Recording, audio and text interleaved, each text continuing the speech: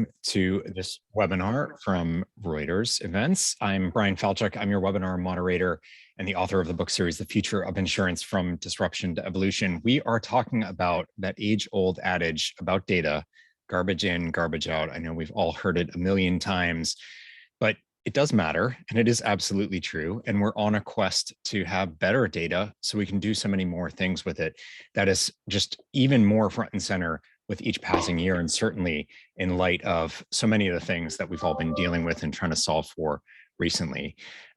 This event, this webinar, is part of the run-up to the AI and Innovative Tech USA event, which is coming in April of 2022. That kicks off very soon, so stay tuned for more details on that. And the panel today actually is going to be part of that event as well. So we have a fantastic group of leading data experts from really completely different contexts in the insurance industry. So we have P&C, we have reinsurance, and we have the life and disability space represented today. So we are joined by three leaders in the space: Don Vu, who's the Chief Data Officer at Northwestern Mutual; Bipin Chadha, who's the VP of Data Science at CSAA, Insurance Group, AAA company; and Tom Fletcher, who's the VP of Data and Analytics from Partner Re. What I'd like to do is ask each of them to come up and just share some opening thoughts with all of you, and then we're going to move into Q&A. And what we need for the Q&A is the questions from all of you. So as you're hearing these opening thoughts, make sure you click on that Q&A button at the bottom of your Zoom screen and pop your questions in. That's what will guide the conversation that we all have today to make sure it's as meaningful for all of you as possible. So with that, I want to turn to Don Vu first, who joins us as the Chief Data Officer for Northwestern Mutual. Don, I'd love to get some opening thoughts from you, and welcome to the panel today. Thanks so much for having me, Brian. It's great to be here. Hey, everyone. I'm Don Vu, Chief Data Officer at Northwestern Mutual. I've had about 20 years in data, so 13, and the majority of my career was at MLB Advanced Media, the digital arm of Major League Baseball, as well as BAMTech, the video streaming spinoff that they created that was bought by Disney. And then also a year and a half at WeWork before coming to Northwestern Mutual, where I've been here for roughly a year and a half as well. One of the things that I've definitely kind of taken away from over 2 decades in data is that the problems in data aren't the same, but they typically rhyme. So stealing shamelessly from Mark Twain, and across a bunch of different industries as varied as sports and real estate and now insurance and financial services. One of the things that is that rhymes and is pervasive throughout all three is the quality of your data being critical and foundational to all of the analytical and operational use cases that you want for it. So the problems are the same, but they rhyme. Garbage in, garbage out matters across all industries, and it's critically important. I'm glad we're talking about it today. Well, Don, I'm wondering how many people now are just stuck on baseball, but we are going to keep this to insurance. But that varied background actually is super interesting because it means you're coming with a different perspective. And of course, the pieces of the puzzle that you're thinking about at Northwestern Mutual are going to be different from what our other two panelists have today. So I'm really interested in how this conversation evolves. So thank you, Don, for joining us. I'm going to ask you to step down and have Tom Fletcher, VP of Data and Analytics from Partner Re, join us now. Tom, love to get some thoughts from you and your perspective on the reinsurance side. Sure. So let me give just a really quick background about myself. I lead our analytics group for Partner Re on our life and health side. I have a background in industrial organizational psychology and statistics, which means for almost every problem I bring both a behavioral science and a data science perspective. It also means that I was grounded in that almost all data has some error in it, and that error functions on some continuum that we need to think about. I've been involved in research and analytics for over 20 years, and 10 or more of those years have been in the insurance industry, working for some of the largest carriers and focused on various product lines, property and casualty, life and health, surety, management liability, and I've worked on problems across the whole customer journey, everything from focus on market evaluation to claim management and everything in between. In all of that time, what I'd like to say is I don't recall ever working with something that I would call a pristine or perfect data set. It's ingrained in me to look for those errors. And what I'm really doing is looking for usability in the data, and knowing when, hey, I can't use this data for various purposes, or when there's going to be significant flaws. What I had to learn early on in my career is that no company designs the data for Tom's personal use. They design the data for their operational purposes, and then I have to figure out how to leverage that. Well, what that may mean is that if I can't find utility in the data, if I can't find an opportunity to use the data functionally, I may have to create some feedback loops. I may have to go back to a business partner and give them some one-time delivery that, hey, I found this. Why is that going on in the data? How do we address this so that 3 years from now, when you ask me the same question, I'm not in the same place going, yeah, I just can't help you. One way I've found effective, and this can annoy some people depending on where you sit, is putting the data into dashboards. And all of a sudden, if you start seeing very errant data, people start to see, oh, I was maybe the one who made those keystroke errors, or whatever the case may be, that contributed to the data issues. I don't want to sound Pollyannish though, right? I have been I do look for opportunities. I try to find utility, and I don't think that there's bad data or good data, but rather there's a continuum of usable and non-usable data somewhere along there.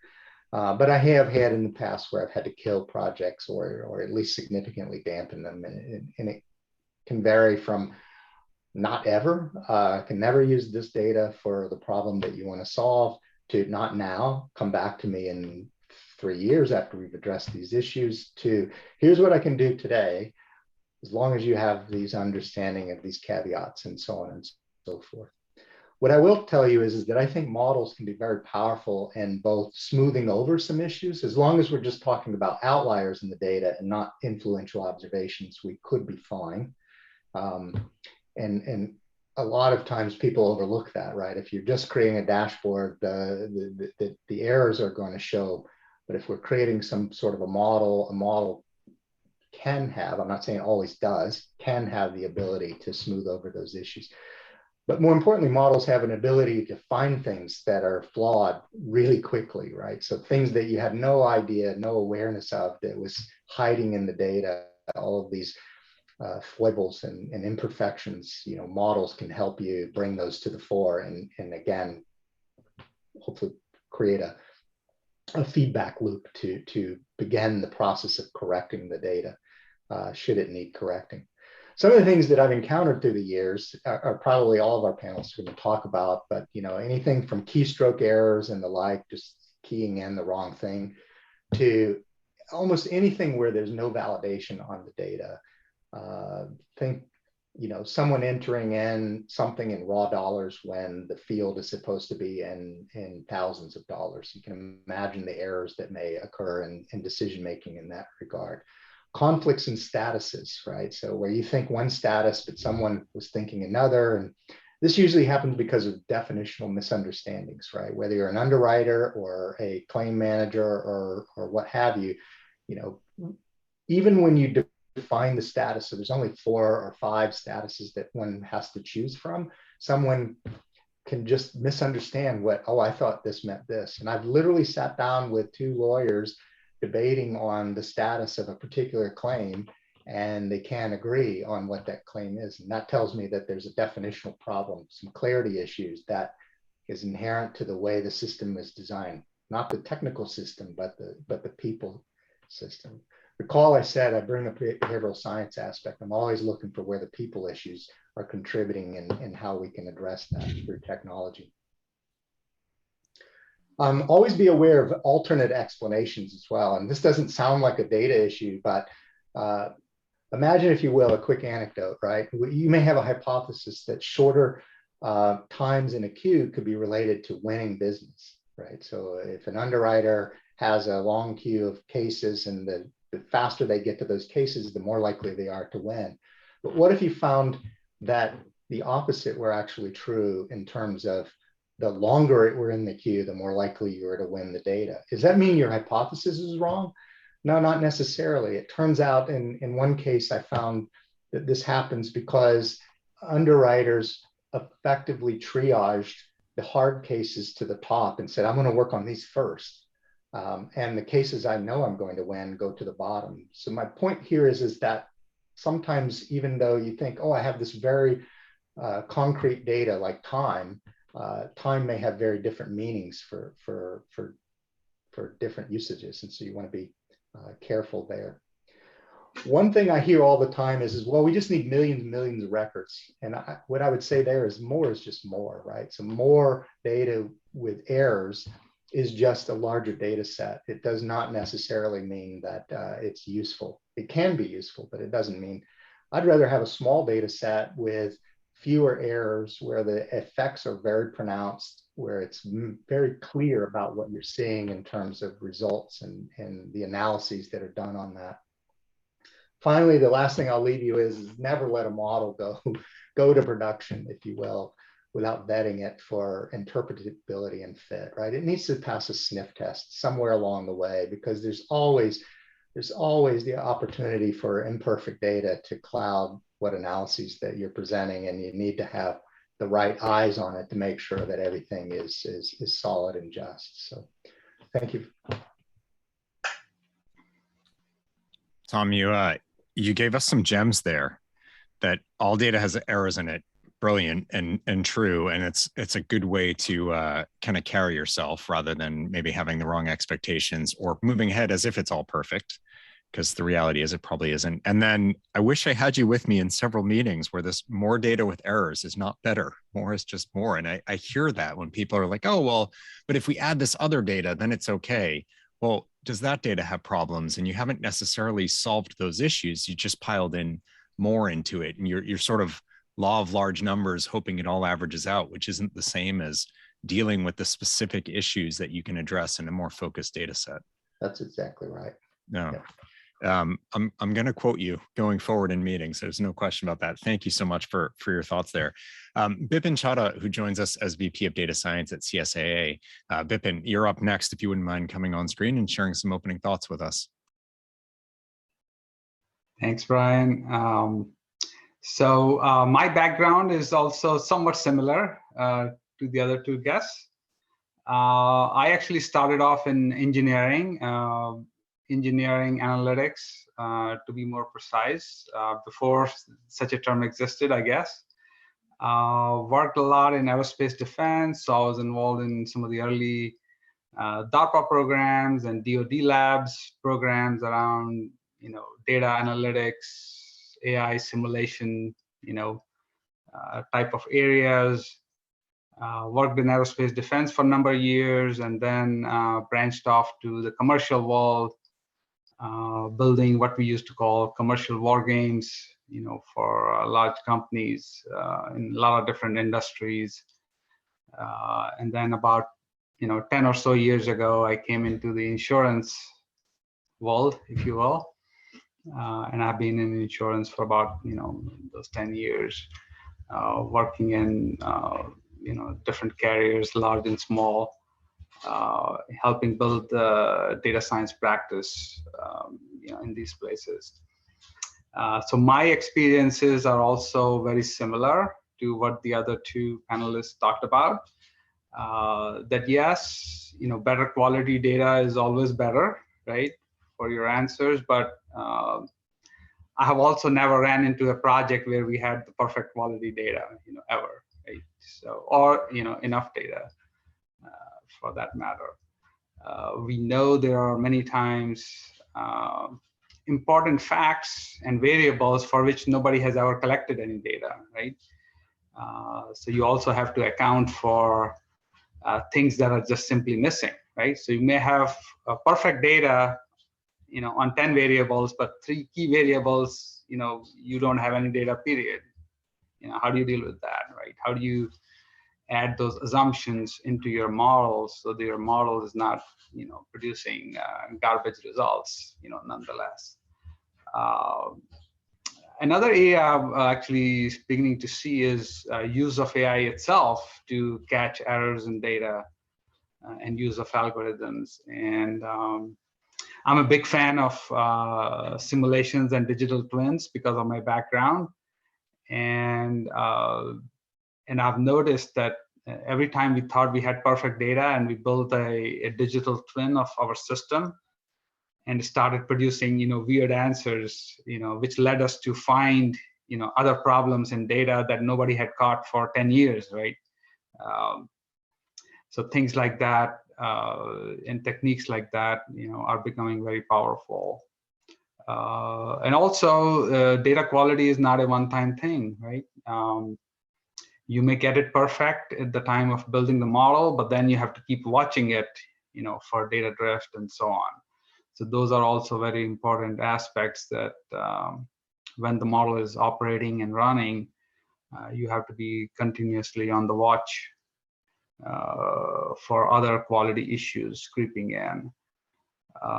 And another key aspect that maybe needs to be explicitly said, that even when you have, let's say, almost perfect quality data, it may still be very bad because the data collection was biased, right? So you collected data from an maybe a biased sample, and therefore whatever that data is going to tell you is going to be wrong regardless, even though that piece of data itself is of perfect quality.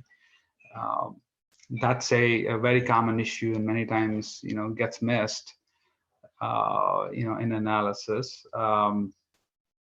Another key thing I've seen over the years is that the quality also needs to fit the purpose, right?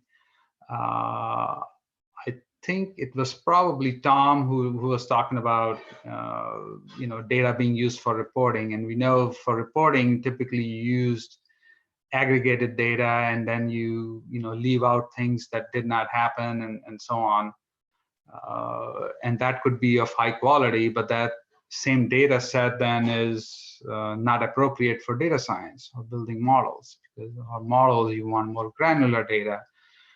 You don't want just success, you also want the failure baked in, right? So the data tells you when you are successful. So the needs for reporting versus building models can be very different, and therefore you need different metric of quality or what it means to have quality data in those systems. So I think a lot of other things that I probably would have kept on going and saying have already been covered by the other two panelists. So that will be all from my side. So back to you, Brian. Great, thank you for that, Bipin. Tom and Dawn, if you wouldn't mind coming back on screen, we already have a couple of questions coming in. I've got some questions from all that. Bipin, I think you opened with a really strong point that built on some of Tom's around the error in the data. And what I'm hearing from neither of you is, so you can't. Just because they're errors, it doesn't mean that you bag everything, you can't move ahead, you can't find solutions. They're there, you move ahead, trying to work through them, work around them, or compensate for them somehow. But if you're aware of them, you can have a strategy for how you deal with it. You don't just simply back away. Is that a fair way to characterize what you're saying? Yeah, absolutely. That's exactly right. I think we would be all out of work if we. Yeah. There's the counter to that, though, is that trying to get that conveyed to sometimes our business partners, because I have often been in the trying to be transparent. You point out to your business partners that there are these issues in the data, we need to address them, and there's a concept that I call data self-esteem. Then your business partner drops their shoulders, drops their head, and says, and the thought is, so I can't do anything. And then you have to manage that. It's like, well, I can do something, just not what we set out to do. And so, you want to be optimistic that you can produce something, but realistic that what you're producing is it is what it is. Yeah. Yeah, I think it's really important to understand the use case, and I totally agree with my fellow panelists that data quality is not a one-time thing. It's actually really a continuum and not binary. I know it's fun for us to say garbage in, garbage out, but there's sometimes based on the use case, one man's trash is another man's treasure. Maybe if you're just looking kind of for directional telemetry, you might have less vetted data that can provide that early on, but then later as it gets reconciled and audited, and you have to make more kind of like high fidelity business decisions, then that might be the more appropriate way to use it. But I think understanding the use case is just really, really important. And also along with that, then setting expectations, exactly like Tom said, kind of goes hand in hand. But I think if we define and understand that the use case and the sensitivity to some of the vagaries of these data, the caveats, are acceptable by business partners, I've tended to find that we can navigate that. Yeah. Yeah, and what I've found is that on the business partner side, they are obviously more interested in the outcomes, right? So the data quality is, they say, hey, that's your problem, right?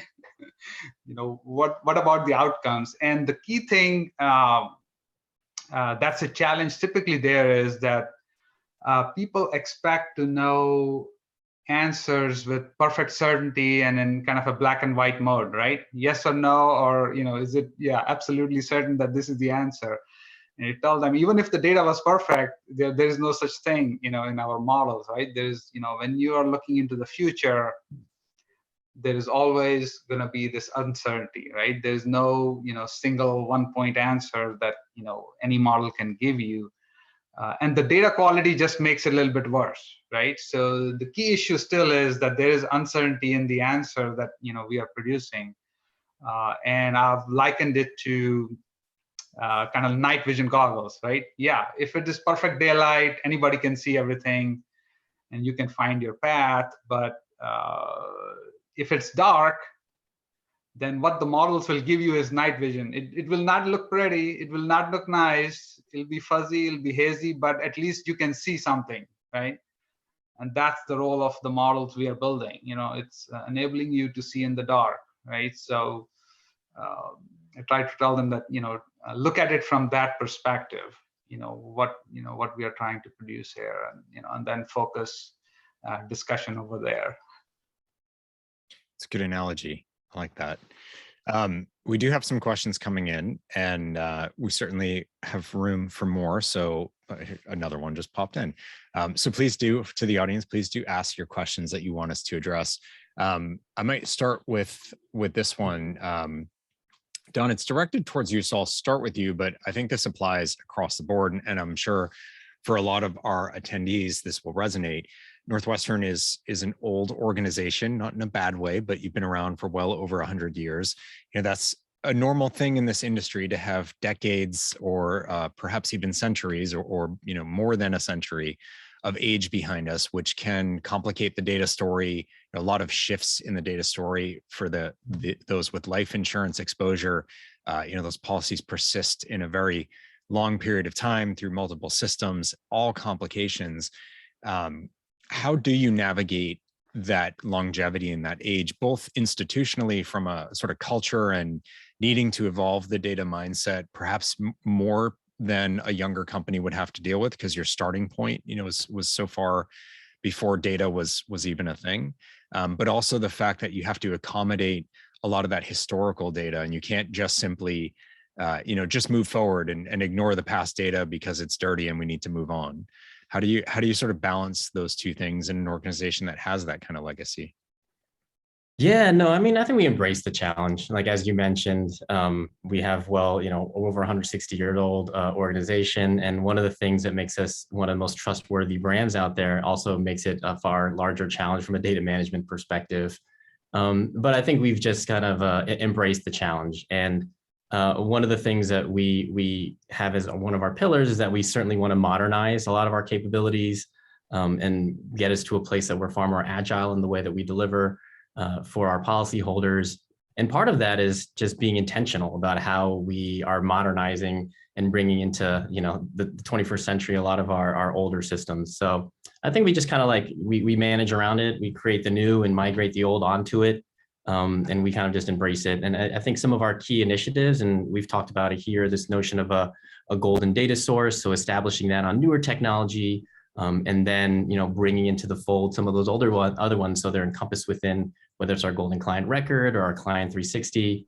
We were just very, very intentional about it and just take the challenge head on.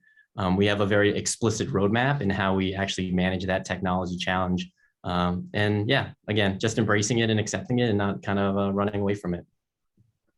Vipin, how does that resonate with you? And I'm thinking for CSA, not just your own data, but also the broader AAA side of it. And you have this, this member and this car services business as well, that you have to be mindful of both the P&C and the roadside and the membership side of it. Yep. Again, all definitely makes for interesting challenges. Just like Don was talking about, you have to look at each of the data sets that have been collected, and as you can tell, right, we are almost a 100-year organization ourselves. So, but not all the data is always there, right? So 50 years ago, people were not collecting the data like we do right now, right? I find that the actuarial data sets, because of that practice, are typically in a lot better shape as you go back into the years. But a lot of the customer data, consumer data becomes harder and harder to find as you move backwards 30, 40 years. And at some point it even starts becoming irrelevant, right? Maybe you were not collecting everything you were supposed to collect. Maybe it's just names and addresses and and so on, and some of those people don't even drive anymore, right? So it's like there's only so much data you can go back to over the years, even though some of it exists. Some of that gets lost when you transition from technology A to technology B, right? People chose not to bring that data forward, so there are many issues. So you don't always have that perfect 100 years going back data set for everything that you want, right? It's all dependent on that specific use case that you are looking for. Yeah, but I understand it's sort of knowing what data you can use from different periods or different sources and strategizing around that. Tom, I'm curious from a reinsurance standpoint, are you taking in data from so many different sources that it's that much amplified, or are you really just depending on your own data rather than all the carriers that you're providing capacity for? It really can be, as you were talking about an old organically grown organization, I've worked in those, and you certainly can see things through time where something implemented, and before this period you interpret the data one way, and after this period you interpret it. But think about M&As as well, right? So the insurance companies sell off certain blocks of their business, and then that has to get folded in with another insurance company's block of business and their data definitions and things like that. While there are core concepts that we may capture, they're not exactly the same, right? And so little things like this company captures these 5 statuses about a customer journey or something, and this one captures 5, 2 of which are overlapping, and they're quite different, or even market segments. They put them together in different market segments and whatnot. Yeah, as a reinsurer, I do get to see the differences across carriers, the similarities in their data and problems that they're solving. But I think each of us would continue to say this, is think about the use case. Obviously, we always want to look for opportunities because people may not have thought of the problems that they even have to be solved. But when you do have an issue or a problem to be solved, you're better off in thinking, okay, now how I'm going to use the data that I do have. Whereas, pre this period, the data looked differently than post this period. And, the acquisition of this company changed everything fundamentally. We redesigned a system from whatever year to whatever year. And that, the bigger issue I see is prior to X year, you don't have data that you would like to have, right? And so, like Bipin said, it's 10 years from now, we're going to have even more data than we could even conceive of today, right? Who knows? And we always want to challenge ourselves too about the data relevance. Like, what is the problem? It doesn't matter that I have data from 1902. if it's not relevant for today either, right? So it's data, again, back to more is not more, right? I mean, more is just more. Yeah. Having an effective data set is better than having a large data set. Yeah. I mean, two things that come to mind, I think those are great points, Tom, is like not knowing what data that we might need to be mindful of, whether it's an internal source or an external one, capabilities, and those capabilities in order to ingest, manage it, provide access control and manage it in a privacy compliant way. Those are all things that I think are table stakes. We need to just build those capabilities. And then understanding like the use cases and working backwards for how we would apply those capabilities is something that we just have to understand. We can't necessarily anticipate every single possible use case that's going to come down the pipe. But I almost feel like it is this kind of almost like dual strategy of build the capabilities, understanding that we don't know what we don't know, and just do our best to be prepared when those use cases occur. But those foundational kind of principles and guiding principles of being able to manage these data at scale and be agile as our requirements fluctuate, doing it in a privacy compliant way, because that's something that's obviously top of mind for all of us, particularly in our industry that's regulated in so many different levels, at the state level, at the federal level, specific to insurance, and as well as as privacy overarching. I think that's really key. I mean, that is a foundation upon which we can really ensure that we can move at the speed of business. Yeah, and there's one more aspect that I've seen is, and that even was happening till a few years ago, that organizations would be buying 100 pieces of data, using only 2, and just simply throwing away the rest, right? Because they didn't want to be bothered by the saving, cost or issues of that data, right? So you also have to always, at least in this our world of analytics and data science, you have to look ahead, right? Because you need to start collecting data that you plan to use a couple of years from now, right? Because you need a few years worth of data for many use cases to do something meaningful, right? And that's typically a challenge, right? With the business partners to say, yeah, we want this answer, and now you're telling me I have to wait 2 years to collect this data, right?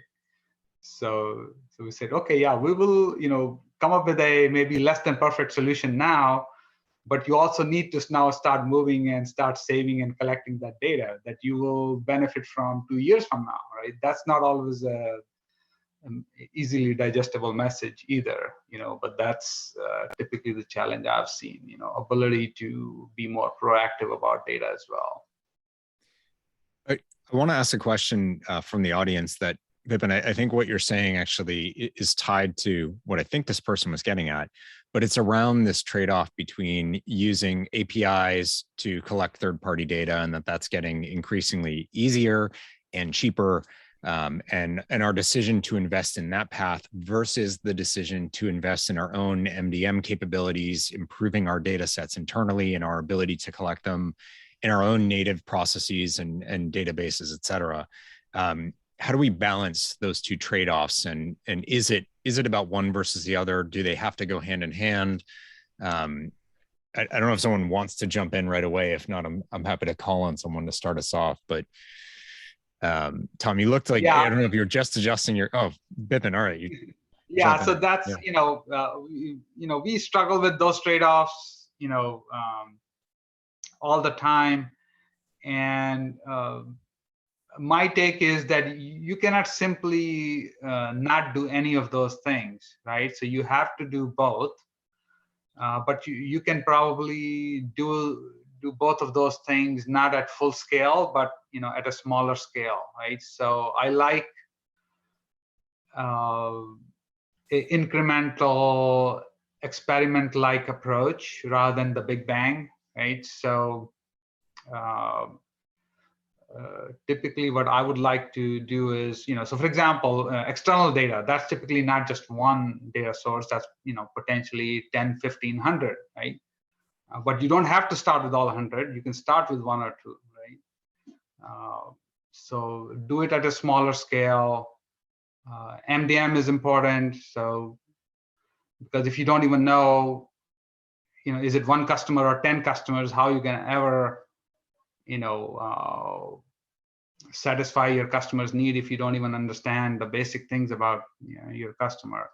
So things like MDM become very important in achieving that.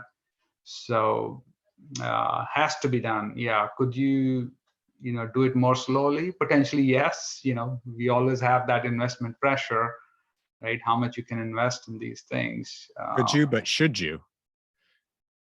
I mean, it's the other question, right? Is of course we could always slow things down, but are we at a point in the industry and competitiveness where we need to think differently about those investment decisions?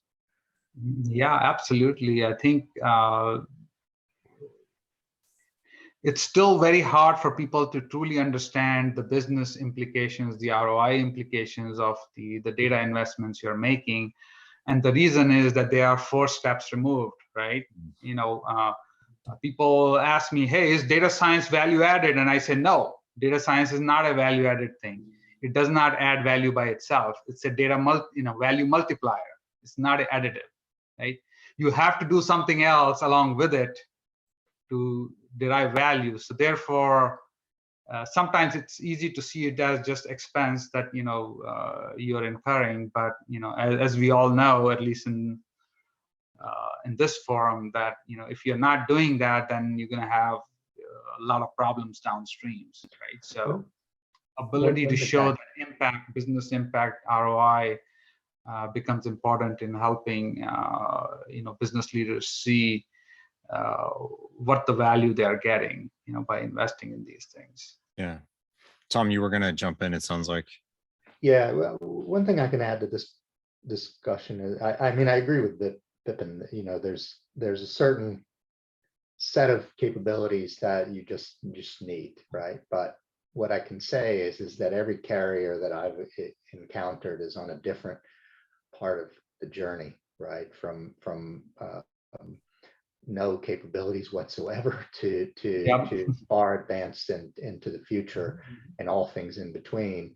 And sometimes they'll surprise you as to who's where on that journey, and the ordering of how they chose to what to do is going to differ depending on just other choices carriers make, right? Is it what kind of legacy systems are they challenged with, and therefore maybe they need an MDM implementation first, versus I've got use cases where I can immediately leverage external data if we can get it in-house and begin leveraging it. And so they're going to focus on API development to get that data.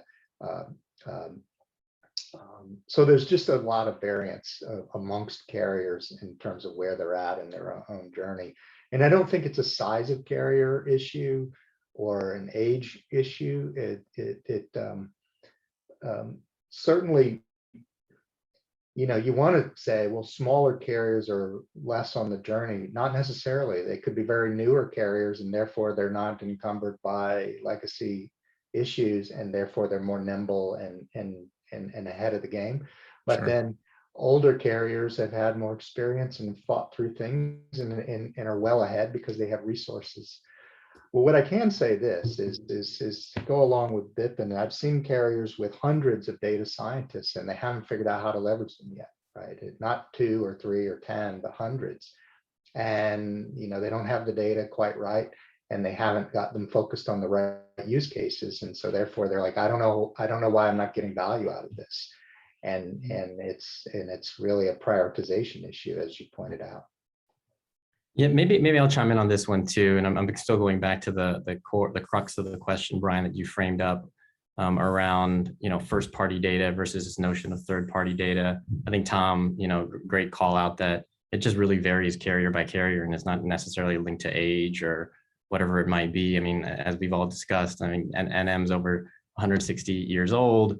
And I think it comes down to like strategic imperative. And oftentimes that starts at the executive level down. And we've had an incredible focus and just desire from our executive team to really advance our underwriting innovation capabilities. And that includes both mastering our internal data. So we have a pretty robust MDM initiative going on. I mentioned our golden client record, taking data that's in one silo related to someone's risk product alongside our wealth management products, having a golden client record and a canonical view of that person who our clients are, while also just leaning into third-party data sources. So we've really leaned into leveraging machine learning for risk assessment. Certainly, as we've all seen, COVID being incredibly disruptive for a variety of industries, and ours is no exception.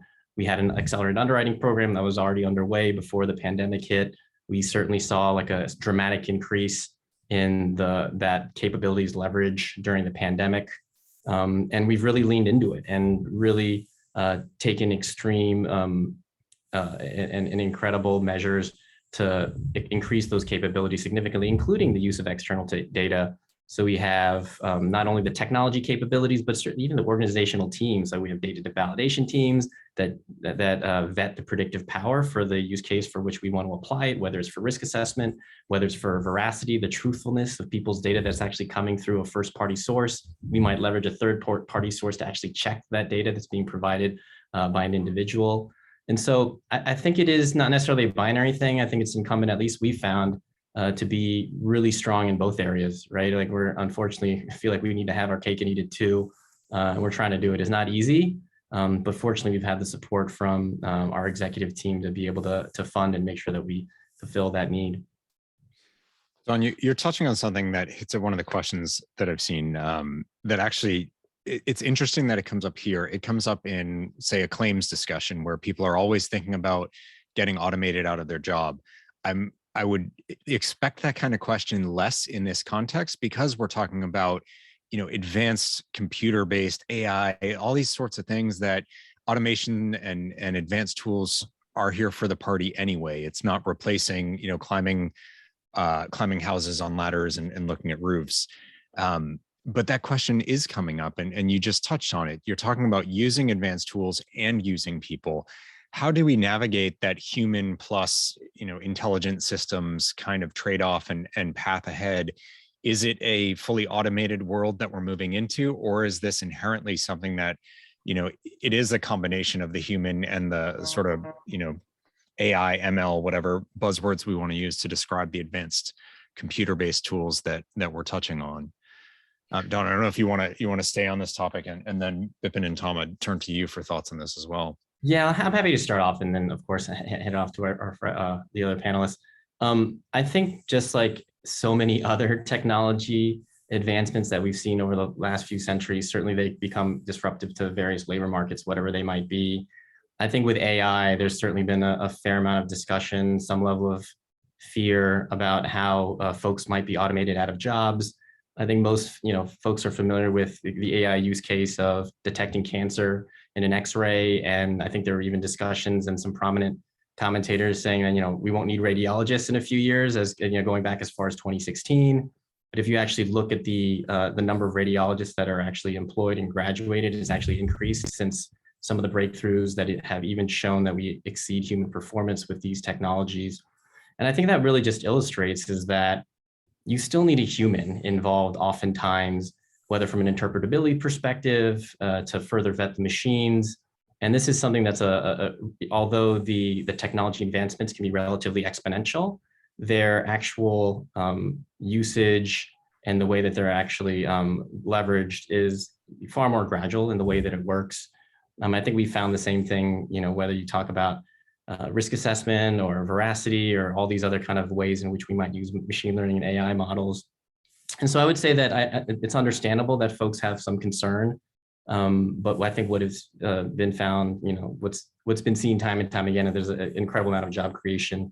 And another anecdote I'll just add and pass it off over is Amazon, right? So Amazon, I think, is well known to have one of the most advanced AI capabilities throughout their entire business. And yet they're, hiring at a rapid pace. And I think that they're on track to be one of the largest employers in the world, right? And so I think that the nature of the jobs do change. Some, functional areas do adjust, but on the whole, it is a job creator more so than a destructor. I think I would agree with Don to a large extent, and then add a couple of anecdotes of my own. One, in many domains, I think the use of ML and modeling techniques and whatnot are an an ability to transfer knowledge. And what I mean by that is in large part, a lot of companies find themselves with a bimodal age distribution, right? They have a high number of highly skilled individuals about to retire, and then a number of newly skilled individuals at the lower end. And how do you take that expertise from those highly skilled individuals and transfer that? Well, in many ways, we're just looking for consistency. So take the mundane work that the highly skilled person does, put that into a model, and that helps to deliver a decision-making aid. I'm not saying make the decision for them in all cases, but a decision-making aid. It creates efficiencies for those individuals. So maybe where we would have grown to, we need 100 new people next year, we only need 10. Because of efficiencies gained or whatnot. But what it really should mean is the mundane is gone, and now I can focus on the more complex issues, right? Those complex issues that I just didn't have time to work on before. And we weren't very good at or weren't as profitable at because I didn't have people focused on those highly prized cases, whether it be a claim case or whether it be an underwriting case or what have you. So it really should be about freeing up individuals, not replacing individuals. Yeah, I think I'll just echo practically the same thing that Tom and Don talked about, that I view as technology and AI and ML as enablers for people. We are definitely not there in terms of technology where these things can replace people. They can augment, they can make them more efficient, they can reduce the number of hours they spend doing repetitive kind of work, right? So they are able to then move into more a thinking and analyzing kind of work as opposed to just grunt work. I think that's where things are headed, at least in the near term. Who knows what 10 years from now looks like, but that's what it seems like right now. Yeah. And we already have issues of finding people, right? Every company is struggling to find people, right? So the use of technology is timely, again, not to replace, but to help people who are doing 2 persons job right now because we can't hire fast enough.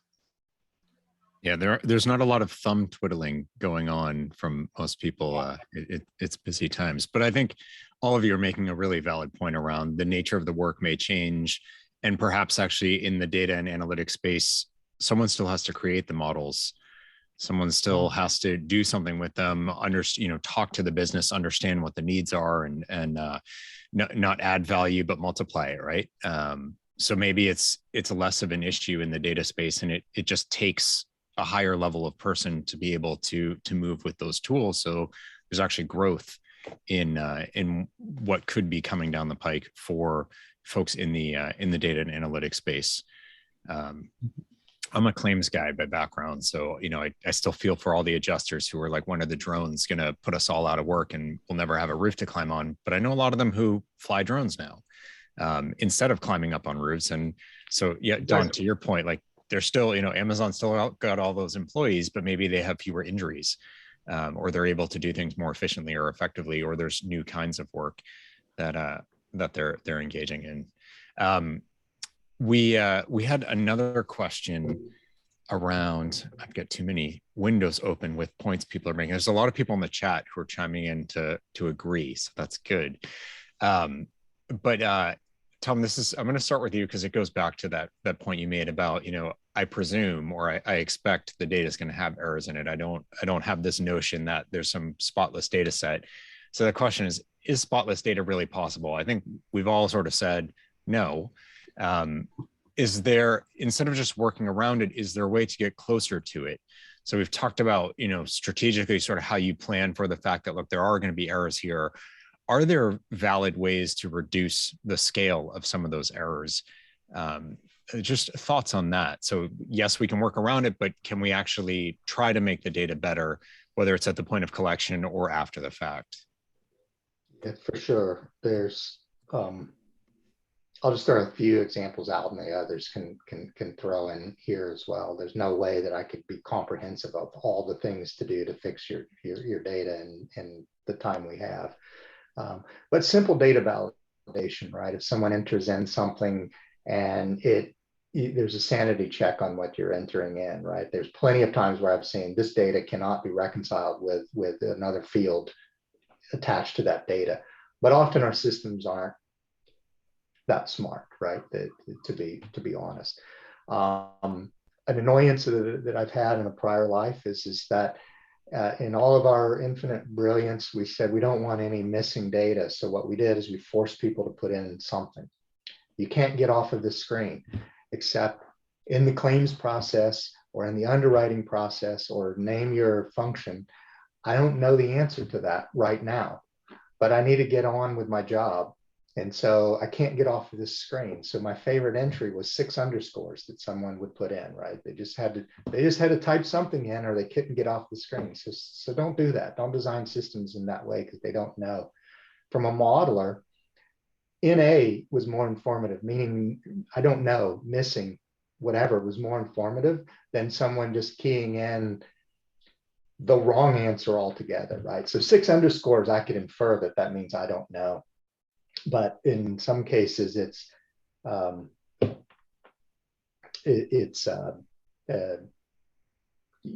put in a number and you're like, well, it looks like a valid number, as in it fits the mold of what I can enter in, but you don't know if it's the right number, right? Yeah. And things like that. The other thing is feedback loops are critically important, right? If you're doing some modeling work and you find something that's egregious, go back to the business, talk to them and say, let's talk this out, right? Is it something in your claims handling process? Is it something in your underwriting where we can address this? And whether that be through dashboards or conversations, it's feedback loops are important. Yeah, if I could just jump in, I remember when you actually mentioned before, the notion of dashboards. The phrase that came to mind for me is sunlight's the best disinfectant, and putting data in front of business users or decision makers and understanding if it passes the sniff test is a great way for us to kind of get to the root of the problem.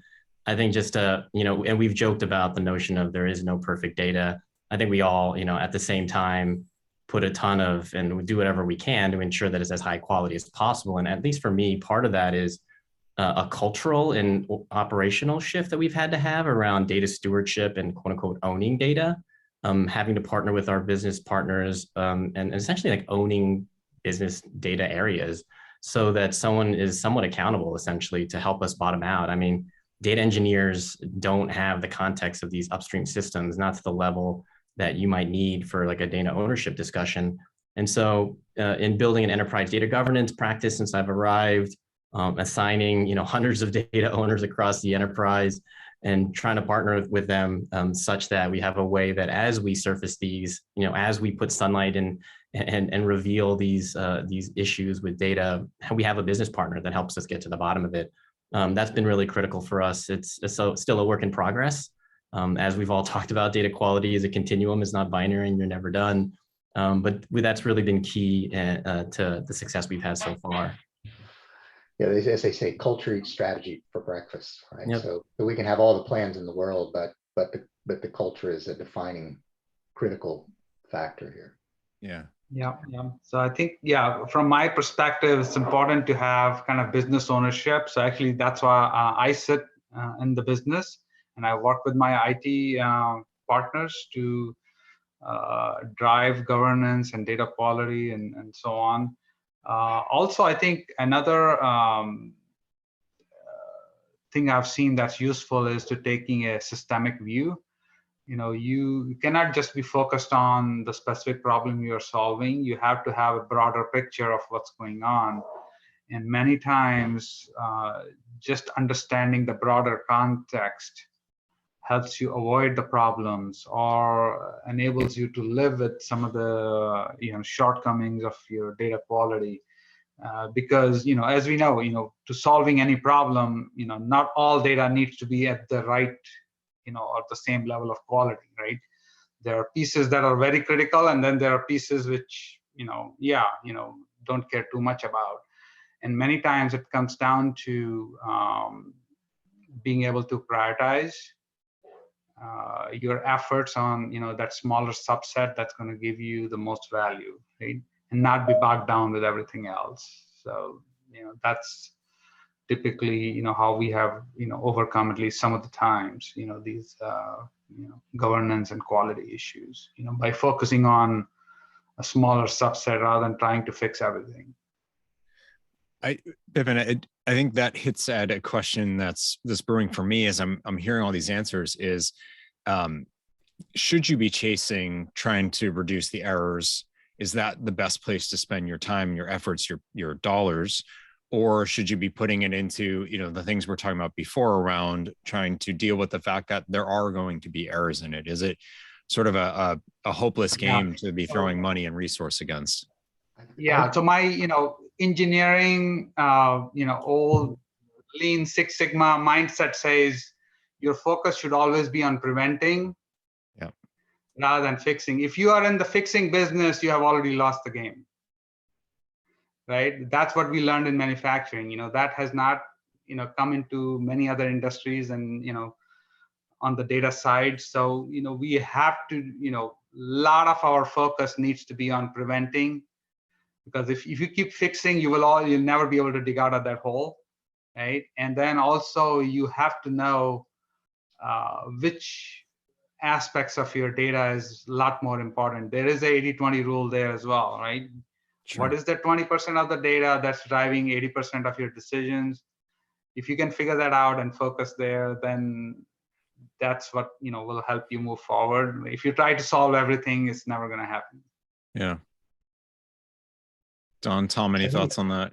I think you have to tie back to use cases as well, and think of it like this: is it costing you opportunities, which you could possibly quantify? Is it costing you actual premium or claim dollars because of errors in judgment or errors, which you could also quantify, and that can help you prioritize in the short term. I say that on the heels of Vipin saying we should focus on preventing, not fixing. But if you have things that need to be fixed, it's hard to ignore them. Yeah, it's never a hard, it's a hard trade-off to make, and you see that in engineering companies all the time, and the classic example I have is Toyota. When they see a defect, they stop the line, right? No another manufacturing company in the world has been able to do it, because although everybody knows that that's how Toyota achieves high quality, is because they prevent, but it's very hard to do. You need to have a very strong culture to be able to do that. Yeah, Toyota still, there's nothing they're doing that's secret sauce. Everybody, it's been studied, it's out there, and people implement the same things and still don't. Yeah, it's tough. It's tough stopping that line when you see a defect, and the effort, the pull is always there. Oh yeah, let's take that defect and let's put a fixing line and fix it over there, while the main line goes on. But that's the right thing to do. Don, we have like a minute and a half, so I think you're going to get the final word here. So no pressure on you for how profound it needs to be, but I do want to give you a chance to opine on this one. Yeah, no, it's funny because Vipin mentioned, like, if you're in the fixing business, or and I think one of the first things that came to mind for me is, and it goes right to the theme, garbage in, garbage out, is really fixing the problem upstream before it cascades down is really where you try to focus our efforts. And again, that partnership with the operational systems and the operational technology teams that manage those systems, is partnership with the business folks that kind of own those domains. But I would say that, like, the more we can just, stop the bleeding or stop the issue before it really cascades downstream and multiply, I think is where we try to focus our efforts. Now, like, exactly like everyone else has said, you have to have the cultural and organizational agility and responsiveness to actually do that, and the fortitude. But I think it's just it's a necessity. It's the necessity because there's, it's just so incumbent on us to ensure that we're making high quality decisions with high quality data. And if you have the right partnerships with your technology and business partners, then we can all make it happen. Yeah, I think that's well said. And that's a perfect note to end on. So thank you to Dawn, to Tom, to Vipin, and to all of you in the audience for the questions that everyone asked. If this was valuable, insightful, interesting to you, which I'm sure it was, do stay tuned for more details on the AI USA event that's happening in April in Chicago. So thank you everyone for joining us, and have a great rest of your day.